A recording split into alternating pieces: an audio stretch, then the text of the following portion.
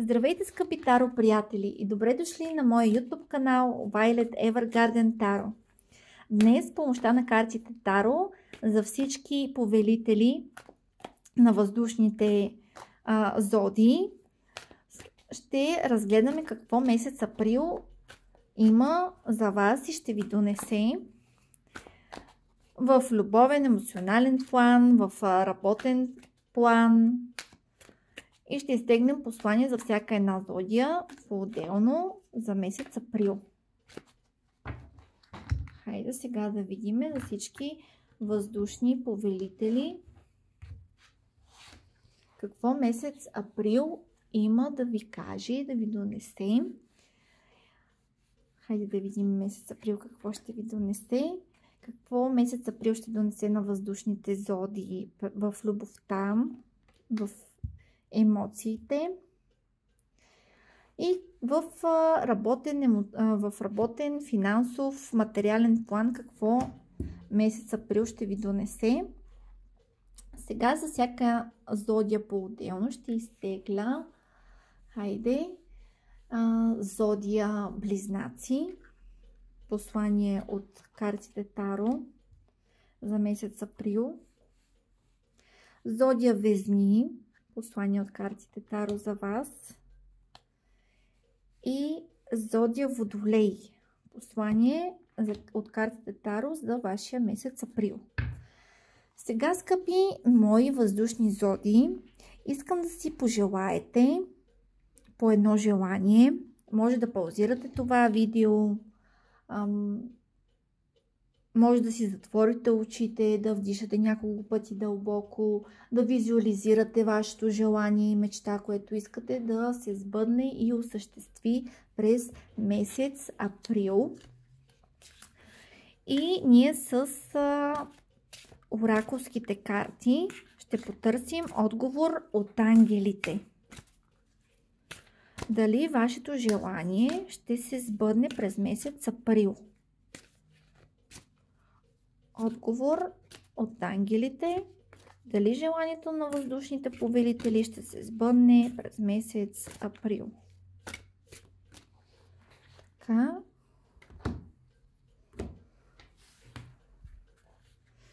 Сега за зодия Близнаци. Ще се сбъдне ли желанието на зодия Близнаци през месец април? Ще се сбъдне ли желанието на зодия Везни през месец април? Ще се сбъдне ли желанието на зодия Водолей през месец април? И нека да започваме. Четворка на чашите, скъпи въздушни повелители. Съдбата ще ви донесе дар, ще ви донесе възможност. Но внимавайте да не я пропуснете. Бъдете нащрек. Не изпадайте в депресивни състояния, в самосъжаление, в апатия, а напротив, нещата дори да не се случват по начина, по който вие искате, ще се случват със своя собствен ритъм и Вселената ще ви поднесе най-доброто. Тоест, вместо тези чаши тук, които са празни, тя ще ви поднесе пълна чаша. Така че вярвайте в Вселената и знайте, че нищо не е случайно. Не изпадайте в ниски енергии, бъдете нащрек и си вдигнете настроението, защото ето тук идват празници, хубави възможности, цветя, награди, така че не унивайте.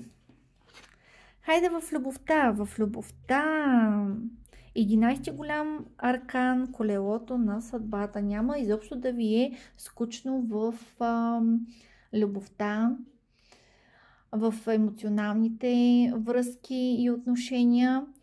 Ами ще бъде изключително динамично, някакви обрати. Ще се завърти колелото. Ще се завърти колелото за някой от вас.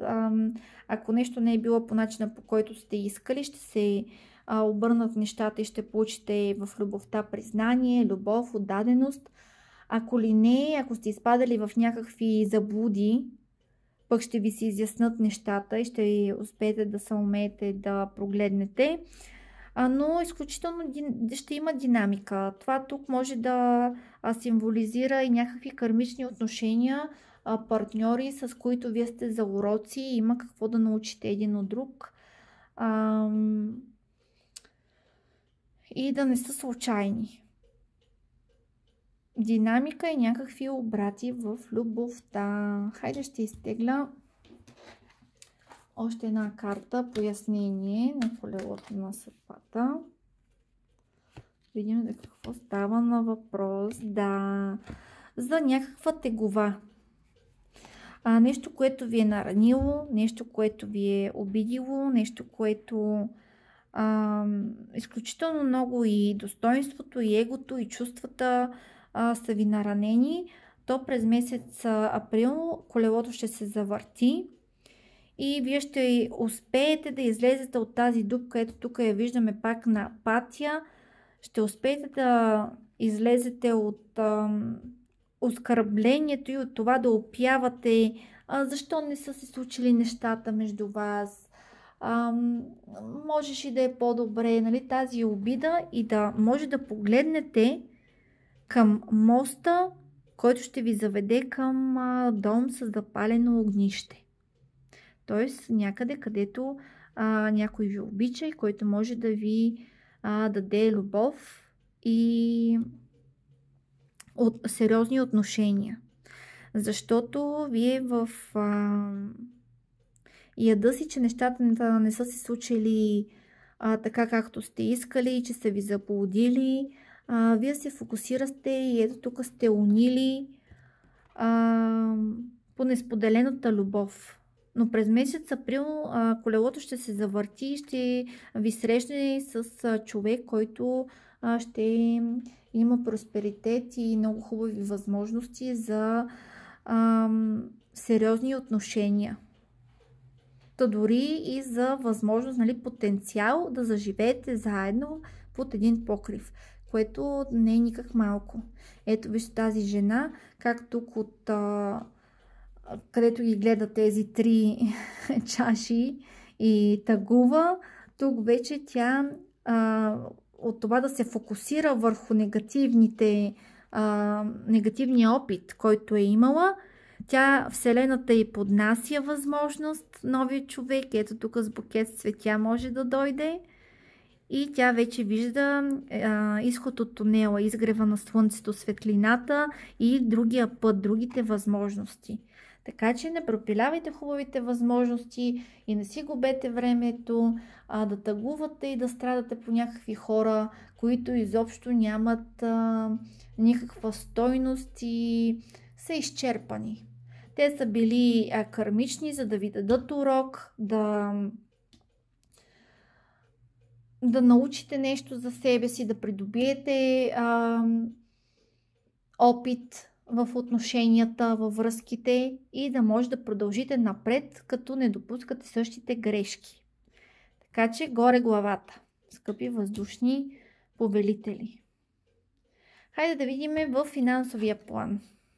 Ох, и там нещо ви се мъта и главата, някакви притеснения, притеснявате се, ще ви дадат ли бонус, няма ли да ви дадат великденски бонус, ще успеете ли да може да посрещнете празниците както подобава, няма ли да може. Ето сега тук ще изтегля също още една карта. Много интересно става. Императора. Да, вземете контрол над съзнанието си. Просто вие сте изпаднали в някакви ниски вибрации, ниски енергии, в които вие постоянно се тревожите и реално всичко ви е в вашата глава.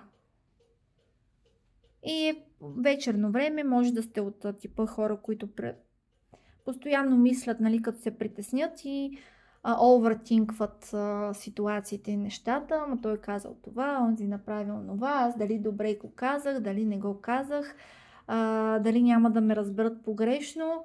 И постоянно мислите най-различни сценарии и сюжети и сами си докарвате проблемите в главата.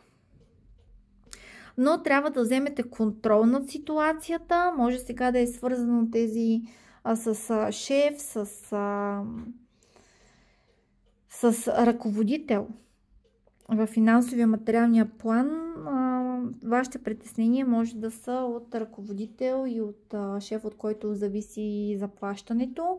Може да зависи от вашия съпруг, например, или ако сте мъже, да се притеснявате финансово дали ще се справите, но като едни истински императори ще вземете контрол над ситуацията и ще се умеете да балансирате, защото все пак тук сте в енергията на императора, на ресурсния човек. Вярвайте си повече и не драматизирайте, не изпадайте в ниски енергии. Така, даже ето така, императора може всичко, от него зависи. И ножа и хляба са в него. Но не го мислете, това по принцип са някакви опасения по-скоро. Просто дръжте се достойно по императора и ще излезете от ситуация. Сега, за зодия Близнаци, послание от картите Таро за месец април. Висшия жрец. Много хубаво. През месец април ще научите някакви хубави новини. Ще започнете да изучавате нещо ново. Ще намерите някаква фигура в живота ви, нали, в обкръжението ви, от която да може много да учите. Също така ще ви се разкрие някаква тайна, някаква завеса, някаква врата ще се отвори за вас. И много интересно. С висше отгоре, това е голям аркан, пети голям аркан. Пояснение, ето ново начало по глупака. Изключително ще сте ентусиазирани, изпълнени с добри намерения, с желание за нов път, за следване на вашите мечти и ще ви трябва именно висшия жрец, човек, който да ви научи и от който да научите доста уроци и да ги усвоите знанията, за да може да постигнете вашите желания. Но много хубаво. Не се отказвайте, скъпи мои. Ето дори това по принцип е вашата карта. Ако забележите, има един знак, който символизира въздух. Всичко е добре, когато сме с добра нагласа за нещата. Така че някакво обновление, излизане, точно както ви казах, излизане от ниските енергии и оттърсване от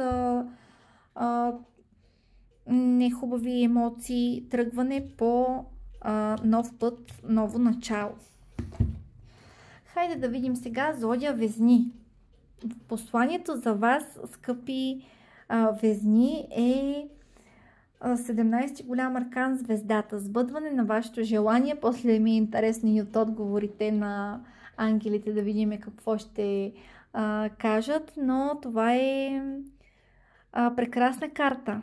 Сбъдване на ваше желание, нещо, което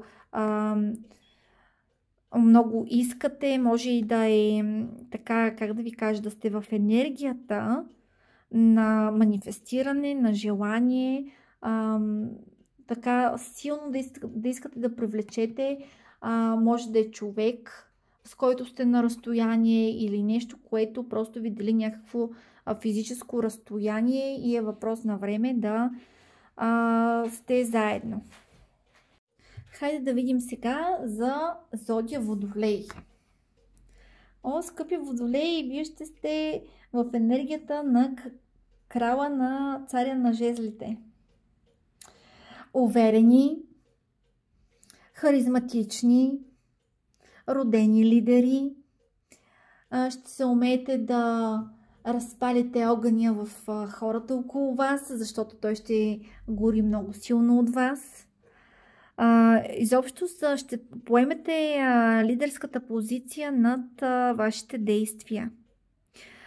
Ще бъдете изключително желани, може и от противоположния пол.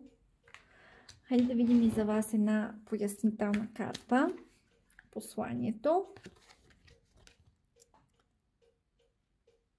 Ами ето! Голямата победа! Ами нещо, скъпи водолей, няма какво да ви мисля. През месец април ще постигнете това, което искате, с лидерство, с харизма. Хората дори ще ви ръкопляскат, ще ви признаят, ще повярват във вас и ще ви отдадат заслужени похвали. Ще успеете да вдъхновите хората, да бъдете техния водач. Нещо ще се случи през април месец, в което вие ще изиграете важна роля и вашите качества, които притежавате. Няма какво да ви мисля тук. Добре, сега за зодия Близнаци. Ще се сбъдне ли желанието на зодия Близнаци? Хайде да видим. Не се тревожи. Ето тук, както ви казах, не се тревожете, всичко ще бъде наред. Не го мислете това желание, това, което искате. Най-доброто предстои пред вас. Дори да не се случи през месец април, то през месец април се активира и от вас зависи да започнете новото начало, да учите, да взимате познанията към осъществяване на вашите мечти и да не се тревожите, защото всичко ще бъде наред. Много хубаво. Хайде да видим сега за зодия.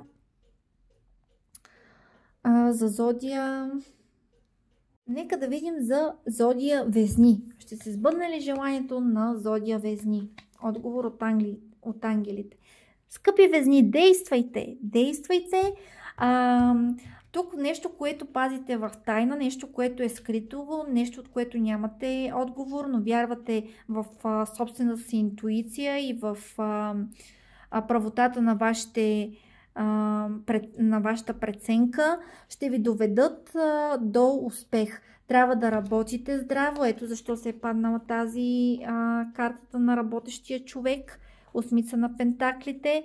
Трябва да действате, да работите здраво, за да може да блеснете и да осъществите вашата мечта. Тя зависи от вас самите и от това да работите, да я изработите.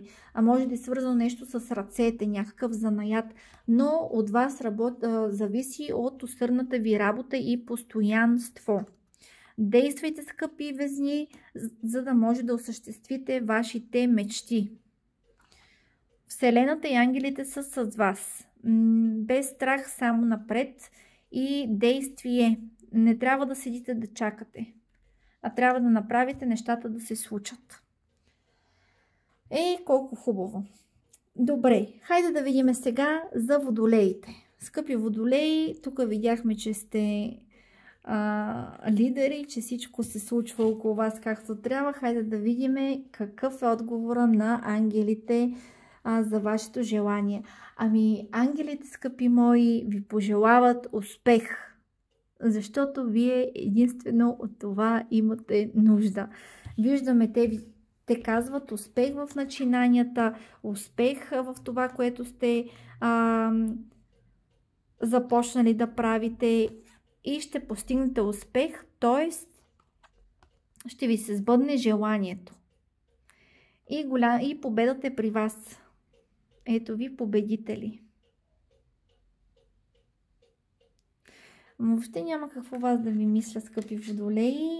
Вие имате целият потенциал в себе си, умения и качества, за да постигнете всичките си мечти и през април месец това нещо ще го докажете, като постигнете голям успех в начинанията си.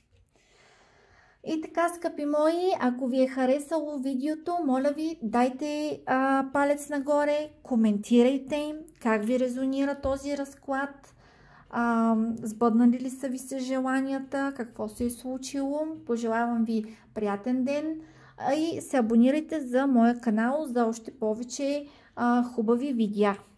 Чао и до нови срещи!